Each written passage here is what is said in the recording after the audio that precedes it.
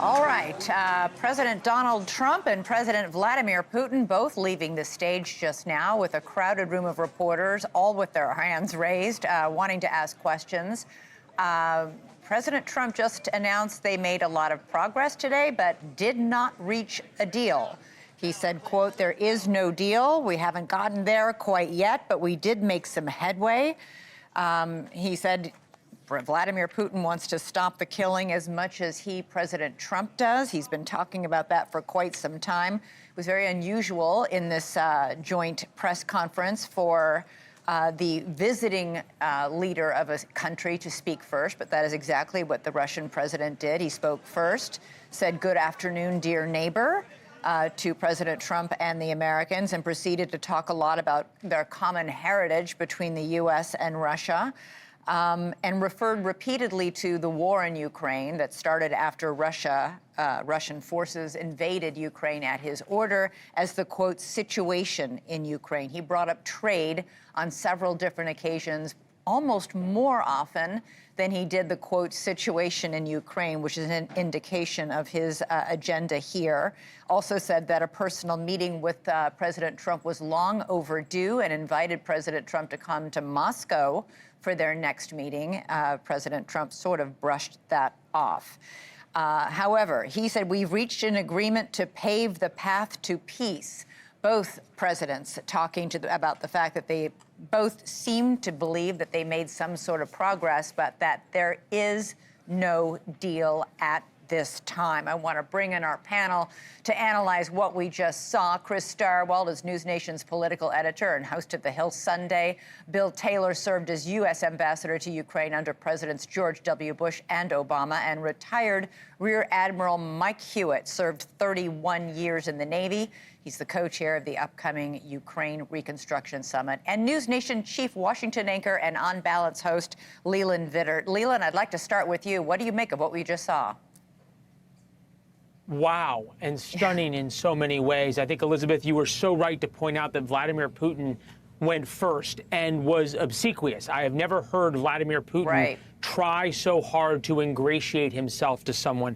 Went overboard in every way. Dear neighbor, I wrote down that he was trying to speak the language that Donald Trump loves, talking about trade, and then at the end blaming Joe Biden for the war in Ukraine, something Donald Trump has talked about a lot. Here's the question. Vladimir Putin rolled over in the press conference, did everything to sort of ingratiate himself to Donald Trump. The question is, did he do that in the negotiations? And we don't know. We don't know what was given up. Clearly, they didn't agree on the location of the next meeting, which obviously Vladimir Putin wanted in Moscow. But going into this, it was clear that Donald Trump held the cards.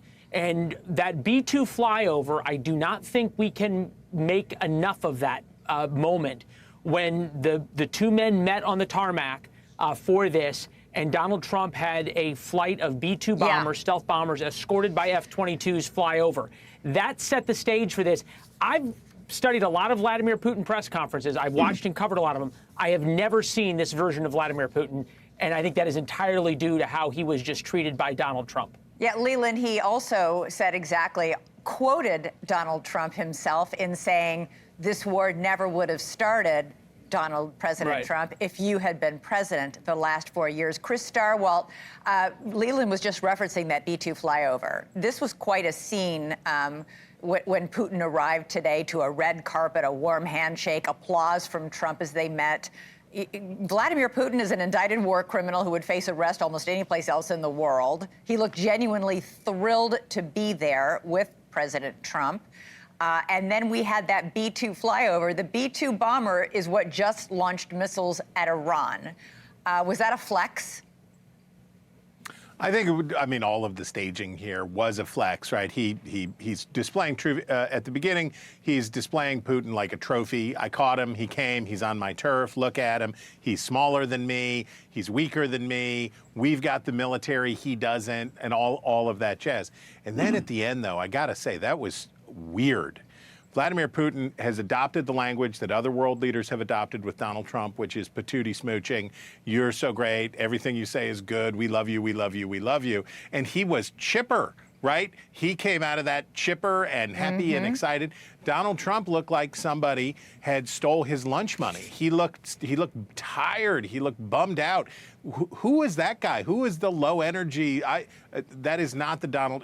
Leland's 100% right. That's not usually how we hear Vladimir Putin, but that's also not usually how we hear Donald Trump. And whether he feels grim because he knows he's going to have to do stuff in order to keep his team together and keep the Europeans together that he's not going to like, or whatever the reason was, that was a very unusual performance by both of those men. Ambassador, President Trump has said repeatedly he wants a ceasefire. He wanted to come out of this meeting today with President Trump, with President Putin, with a ceasefire, with an agreement. He did not do that. Nobody wants to call a conversation about peace a failure, but it was a failure to at least meet that specific goal. Well, Elizabeth, there was no chance, zero chance, that there was going to be an agreement on a ceasefire. Why? Because you don't have the Ukrainians in the room. So that was very clear. What you could have gotten, though, was a commitment from Putin to come to the table with Vladimir Putin and talk about a ceasefire. We didn't hear that. What we heard from President Trump is there was some agreement on some points and not agreement on others. There are a couple of ones he's going to have to go talk to the Europeans and to President Zelensky. So we didn't expect there to be an agreement on this, but we did expect to hear that, well, we had hoped that President Trump would have pressured President Putin to come to the table and negotiate for a ceasefire. We didn't see that. Admiral, it's not a small thing to say that there was an entire country, the country of Ukraine, and an entire continent, that of Europe, that was waiting with bated breath on what we just saw there. What do you think they are going to make of what this news conference and the end of this summit brought? Well, I think to measure expectations, we got a second meeting. There's follow-on conversations to be had with NATO, with Europe, with Zelensky, with Ukraine. So I think by any measure, that makes this a successful first meeting, because expectations could have gone in any direction. We have no idea what they really talked about. But I do think that President Trump came into this meeting prepared and from a position of strength, particularly with his foreign policy successes over the last 6 months, his economic successes, and maybe something that we haven't talked much about. He is going at this in a very bipartisan way. He has large support from the Congress on both sides of the aisle with respect to getting this war over. So I believe from Putin's perspective, he wasn't dealing with the 2018 Trump of Helsinki. He was dealing with a true leader on the world stage. And I think he was trying to play up to that as much as anything. He wants to be seen as another ally of Trump, because everyone that's an ally of Trump right now seems to do well for their country. So while we don't know the particulars, I am comfortable that we probably got as good a success as we should have hoped for. Leland, we did hear President Trump say we agreed to a lot of things. We got absolutely no elaboration on what those things are. It's also notable that President Trump, at least, I don't know about President Putin, he doesn't probably have a free and independent press corps giving him questions the way President Trump does on a daily basis. President Trump rarely does a press conference and doesn't take questions. Was it unusual? Were you surprised at all that we didn't get any elaboration on what they have agreed upon and that they took no questions? Yeah, I was stunned that they didn't take questions. We'll see between now and when President Trump gets back to the White House in the middle of the night. There'll be a number of opportunities for him to speak to the press pool that is traveling with him. I wouldn't be surprised if that happens either on Air Force One or before. How the Russian press is covering this is pretty interesting. RT, your only source for news, if you like all things Russia. Russia very much interested in putting an end to this conflict, quoting Vladimir Putin. Putin switches to English to invite Donald Trump to Moscow. So that's what the Russians are pulling out of this. And look, the fact of the matter is Donald Trump said that if I don't get a ceasefire, I'm going to be very angry. What does that mean? And what was Vladimir Putin threatened with if there is no ceasefire? Did Trump have to agree not to put on these sanctions? These are all questions that would have been asked that we don't know the answers to. So I hesitate to make any kind of statements in terms of what does this mean, because we really don't know. We're all analyzing the body language, and we're all analyzing sort of the theater of it and the production of it, and not the substance, because there was really very little substance to both of these statements. There's none, other than that Trump is going to call NATO and Zelensky. Right. Hey, Chris Starwell, one of the sort of intrigue points all afternoon was the fact that as Presidents Trump and Putin were jetting their way to Anchorage, President Trump on his 6-hour flight, Vladimir Putin on his nearly 9-hour flight, the plan was changed. Initially, the two men were supposed to meet one-on-one with just their translators. And while they were all en route in the air, it changed to a trilateral meeting, so that President Trump, along with Steve Witkoff and Marco Rubio, would now be meeting, and the Russian president with his Russian foreign minister and a third member of his team would be meeting. Why do you think that changed? What does it tell you about the thinking? Because this was apparently a request or a demand from the Trump team. What went into that, do you think? Well, I'm going to go out on a limb here and say that adult governance may have broken out. It may have been concluded that this is how you conduct these kinds of meetings. That's how you're supposed to do it, and you can't shoot from the hip. Look, I think the very embarrassing performance from Helsinki looms large. And Trump referred to it when he, in his remarks, basically said it's the Democrats' fault. We had a bad time last time because Democrats kept saying that it was the Russia, and so I did poorly last time. And I think the failure of that and the way that Trump twisted himself in knots in his first term hung large over this. He didn't want to give Democrats the satisfaction of being mean to Russia, but at the same time, his own base wouldn't let him go too far in being nice to Russia. And he was tortured on this. This time, this is how you do that. You have your Secretary of State there, you have your people there, and you negotiate in a way that is concrete, rather than coming out of a private room with two people and say, we kind of have an understanding. What did George W. Bush famously say? I looked into his eyes and I saw his soul. Yeah, I got a sense of the man. Yeah. That doesn't help. You want concrete stuff on the table. And Ambassador, nonetheless, Vladimir Putin did get his one-on-one with President Trump when the two of them got into the Beast to drive together from the airport to the place where they were going to have this summit. The Russian president had his own limousine waiting for him. He didn't have to take that ride in the Beast that President Trump offered him. The two of them got into that Beast, the limousine, with no translators, and it's a 10-minute ride. We have only to speculate what was said. I'm curious what you think about that and about what the reaction is in Ukraine to seeing that, because, to be honest, Putin looked thrilled. The reaction in Ukraine, Elizabeth, is of anger. President Putin is responsible for tens of thousands of Ukrainian deaths. He's responsible for war crimes, atrocities, tortures, assassinations, kidnapping of children. He is reviled. Putin is reviled in Ukraine. And to see that kind of camaraderie between those two enrages Ukrainians. Yeah. All right. We're going to take a quick break here, gentlemen. We're going to put a pause on this discussion. We'll have more of our breaking news coverage of the summit, the historic summit happening in Anchorage, Alaska, between Vladimir Putin of Russia and Donald Trump of the United States of America. Stay with us. We'll be right back. All right, back now to our breaking news coverage. Just moments ago, we saw there on the stage in Anchorage, Alaska, a joint press conference, a historic joint press conference between American President Donald Trump and Russian President Vladimir Putin. The two men met for about 3 hours this afternoon on this joint air base in Anchorage, Alaska. However, it does not appear they emerged with any kind of a deal. President Trump did say it was a very productive meeting, but said, quote, "We're still not there," as in no ceasefire.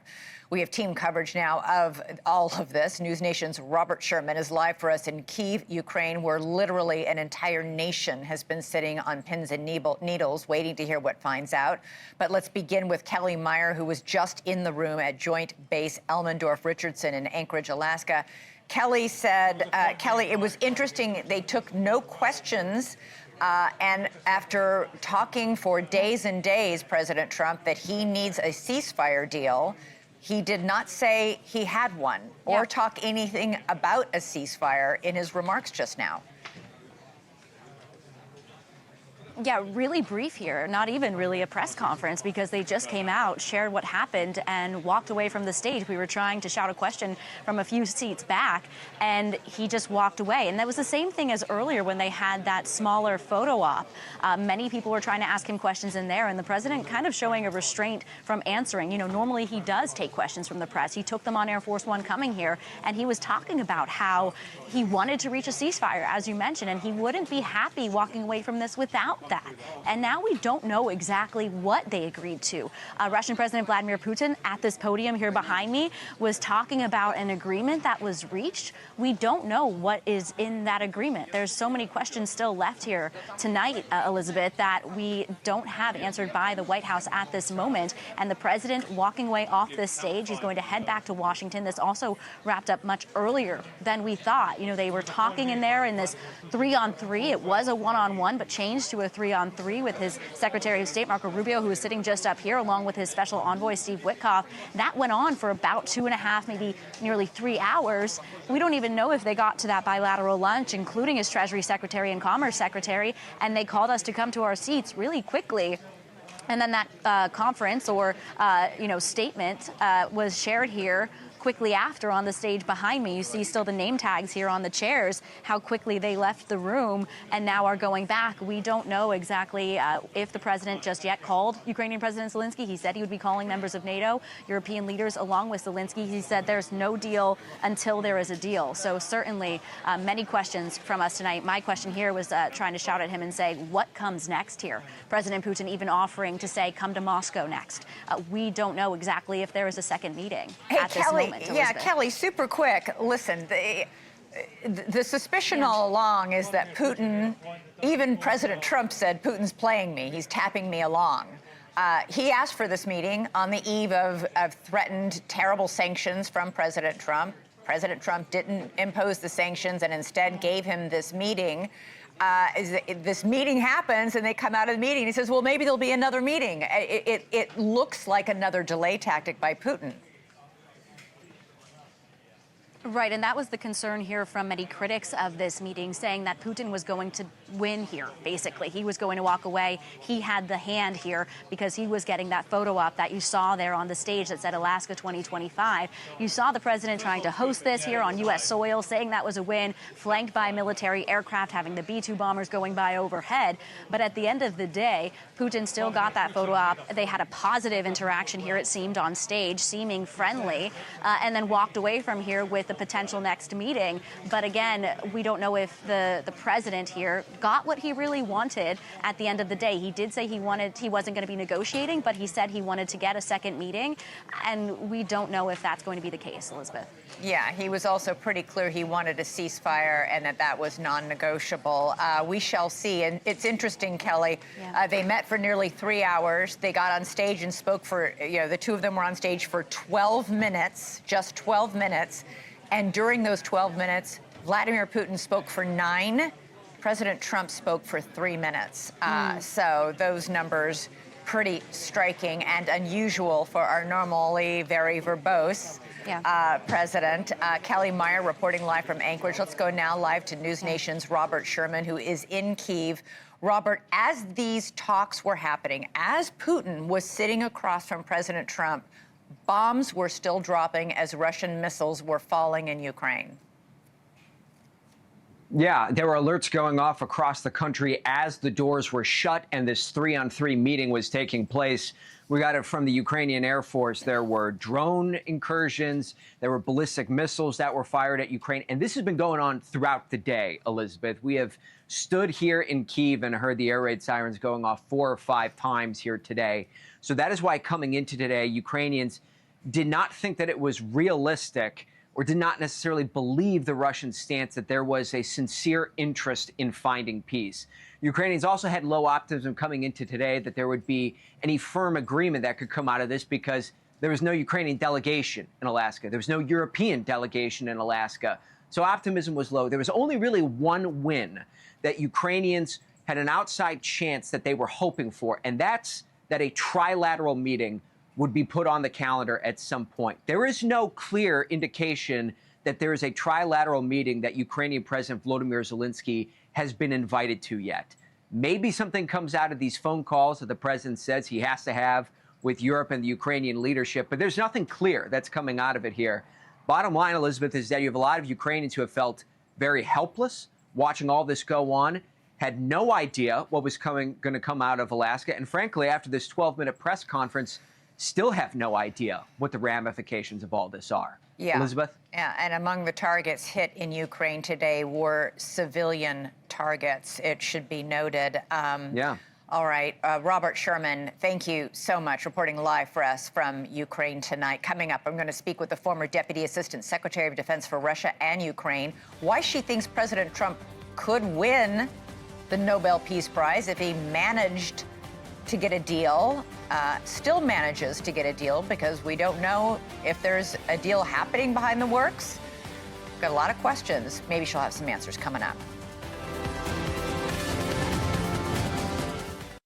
There's no deal until there's a deal. We didn't get there, but we have a very good chance of getting there. All right, that was President Trump just a few moments ago as he wrapped up the summit in Anchorage, Alaska, with Russian President Vladimir Putin. President Trump called the meeting extremely productive, but said we're still not there, as in there is no deal, there is no ceasefire deal, which is something he had said he wanted. Joining us now is Elizabeth Vargas, former Deputy Assistant Secretary of Defense for Russia and Ukraine, Major Glenn Ignazio, retired U.S. Air Force Special Operations Commander and military analyst. And I want to welcome back retired Rear Admiral Mike Hewitt, who served 31 years in the Navy. All right, Evelyn, I'd like to start with you.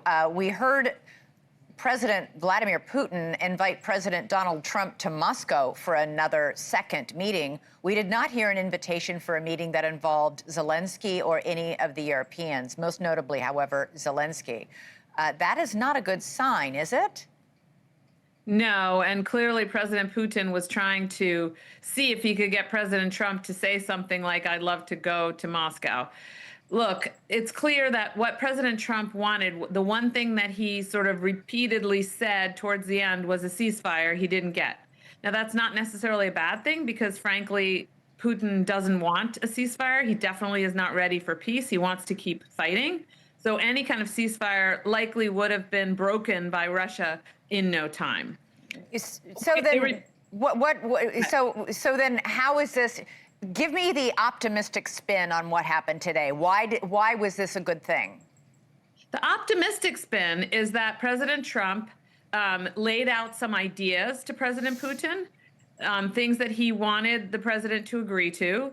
And President Putin agreed maybe to some of them, but not all of them and not the hard ones. And I'm guessing the hard ones have to do with security guarantees for Ukraine.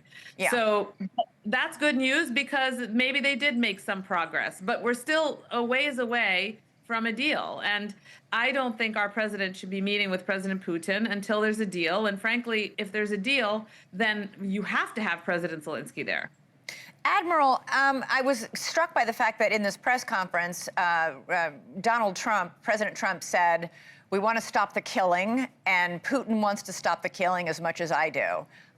Do you see any sign that Putin wants to stop the killing? Putin was launching missiles on civilian targets in Ukraine as he was sitting down with our president. There is no doubt that Putin does not care about human life whatsoever. As a matter of fact, he uses the killing to his advantage because he can demonstrate to the world that that doesn't impact him whatsoever. I was very troubled by the points that Putin made in the short press conference because he never came off of any of his core points about settlement, about a just balance. The root causes of the war. Root causes of the war, regime change.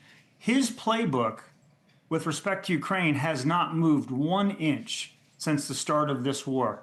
Now, I do believe President Trump is measuring up what his next steps will be. He got a second meeting scheduled. That's progress. Ceasefire was his goal. I don't think any of us expected to see a ceasefire agreement today. But what he does have is the cards in his hands with sanctions, tariffs, and he can put an enormous amount of pressure on India and China and the countries that are bolstering the Russian economy. And I finally do believe that his trip to the Middle East prior to this visit was to set into motion the ability to strangle the Russians economically. Right. Because of the petro economy. So I believe he's been playing himself to knowing, however this came out, now I'm put into my next steps. And I thought it was fascinating how the Treasury Secretary ran off to make calls. They are probably already executing Plan B. All right. Well, let's hope you're right. I did want to as I'm sitting here, I'm seeing what's happening as well in Russian media. This is very interesting. A retired general who's now a member of Russia's parliament is apparently crowing on social media that Putin's remarks at the press conference showed that the Kremlin's position was, quote, unwavering. If there was a breakthrough, it was that Putin could explain directly to Trump the reasons for the war. What do you make of that? I think it's first playing the propaganda to the Russian people as they need it. At the same time, we did look at this, and a lot of people have been talking about is, hey, you saw that disruption in the Oval Office where Trump was very irritated with Zelensky and sort of protecting Russia. And I think this is the point where Russia's been trying to pull President Trump back towards their side a little bit against Ukraine. So, they got that game playing. But it is important, as far as what everybody else has said, as far as the economics on this, is it's going to be one of those things where it's going to be a punishment or it's going to be an incentive for Putin to basically do a ceasefire. Not too many days ago, President Putin was actually meeting with all the members of BRICS to discuss some particular entities about or events about what they would do if there are going to be significant impacts on China and India with trade. So I think Putin has really played himself both militarily, as far as geopolitical with the economics with those other teams, to figure out what Trump was going to bring forward and how to counter him in this particular meeting. That's the way we see it right now, and we'll see what the trigger is for the next step. But Evelyn, is it possible that behind the scenes, Trump holds all the cards here. He could impose punishing sanctions tonight on his way home. He could authorize more sales of American-made weaponry to Europe, which then gives it to Ukraine. There are a lot of things he could do that could hurt Russia. Yeah, Elizabeth, I think that this White House is very aware. I know that they have cards up their sleeves, if you will, and they know that they can do a lot to put pressure on Putin. The ones that you mentioned are the obvious ones. At the end of the day, Vladimir Putin's not going to make a deal unless he is defeated militarily. The economic stuff is important, don't get me wrong, because he needs the money to pay for the munitions, et cetera. But at the end of the day, what's really going to cause Vladimir Putin to make a deal is his generals and his intelligence officers coming in and saying, "Boss, we were wrong. We can't fight anymore." Yeah. So I think that President Trump understands that he has this power. And one last thing, Elizabeth, I think it was reassuring to hear the president say, "I'm going to go back and talk to the Europeans. I'm going to talk to President Zelensky." This was a very, frankly, conventional, normal diplomatic thing to say, and it made those of us who are, old hands in government feel reassured. Listen, I thought it was notable and that he spoke as little as he spoke. Only 3 minutes of that 12-minute press conference. I don't know, perhaps it plays to what you're saying, that he's keeping quiet and keeping his cards very close to his vest. Very quickly, I just want to switch to the situation in Ukraine. Admiral, if I could get you to weigh in on this. Ukrainians almost overwhelmingly now want a negotiated ceasefire, an end to this war. However, they are also almost overwhelmingly opposed to giving any land to Russia. How can you have both things be true? I spent a lot of time in Ukraine, and I will tell you that the vast majority of Ukrainians are willing to give up some amount of territory for peace. I think the key difference is occupation versus annexation. It's also worth noting, and Evelyn touched on this, the Russians have been throwing their A game at Ukraine for 3 years now, and they have not been able to take more than 1% of the territory.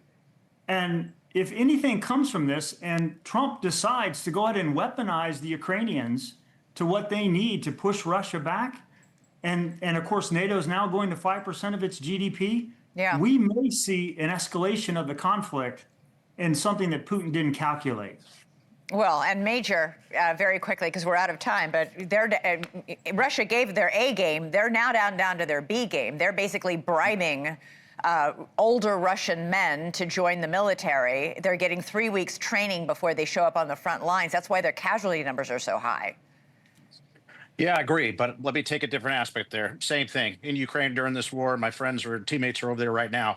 Ukraine is weary. So a lot of the times the problem with Ukraine, unfortunately, right now is the personnel to be able to back up and have reserves. Unfortunately, Putin does have a larger force and is pulling from the North Koreans. The other thing, and this is the worst thing that could happen, is if Putin actually declares a war on Ukraine and that moves the entire country to a war position. That'd be very dangerous. Not good for Putin, but it'd be very dangerous for Ukraine. That's why I'm very concerned about Ukraine's structure going on. It's not really beneficial for Ukraine to continue the fighting. All right, Evelyn Farkas, Major Glenn Ignazio, and Rear Admiral Mike Hewitt. Thank you all three for a smart analysis. Appreciate your insight. Coming up for us, I'll speak live with the sister of an American being held in a Russian prison. Could President Trump's ongoing negotiations with Russia eventually lead to his release?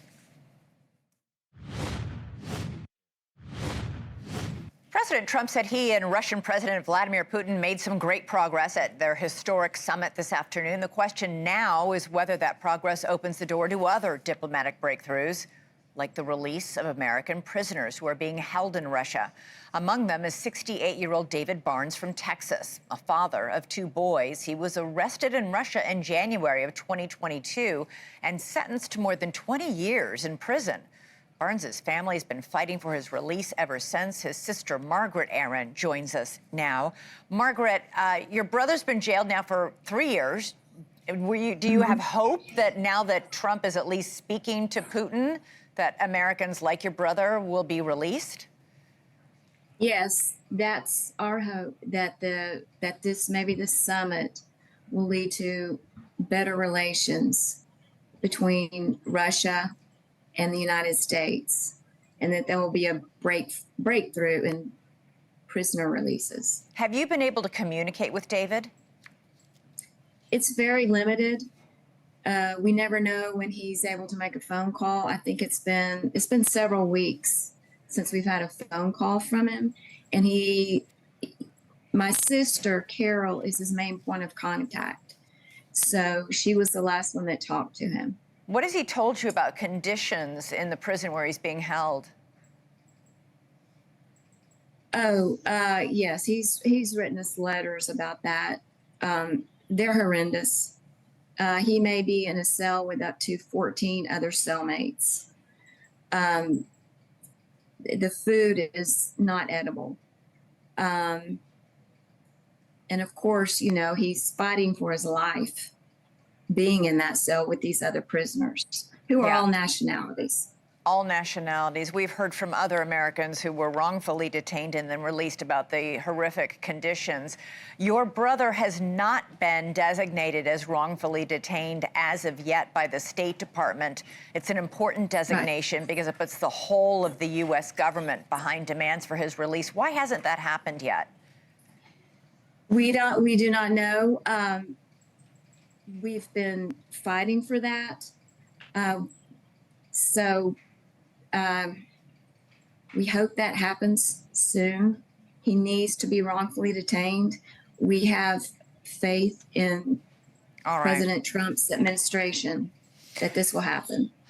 All right, as we are speaking, we are seeing on the screen, Margaret, President Vladimir Putin of Russia getting on his jet, getting ready to head back to Russia. I know that you and the rest of your family have been praying and working hard to win your brother's release from that Russian prison. Margaret Aaron, thank you so much for joining us. I really do hope that the next time we speak, it's because we have better news. Really appreciate it. All right. Thank you for keeping the story alive. You bet. All right, we just saw Russian President Vladimir Putin departing Anchorage, Alaska, heading back to Moscow, Russia. We don't know a lot about what the 2 presidents agreed to, 2 of the most powerful men on the planet. We hope to learn more in the coming hours. We'll have more of our special coverage of the breaking news today when we come back.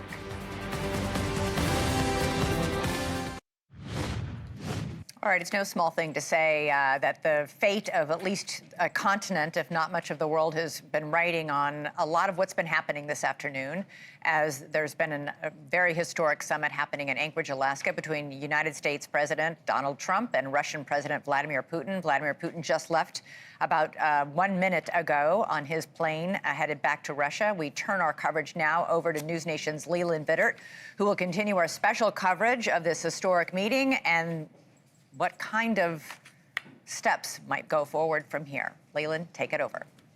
Thank you for watching. Subscribe below and download our NewsNation app right now on your phone, and you will get fact-based, unbiased news for all Americans.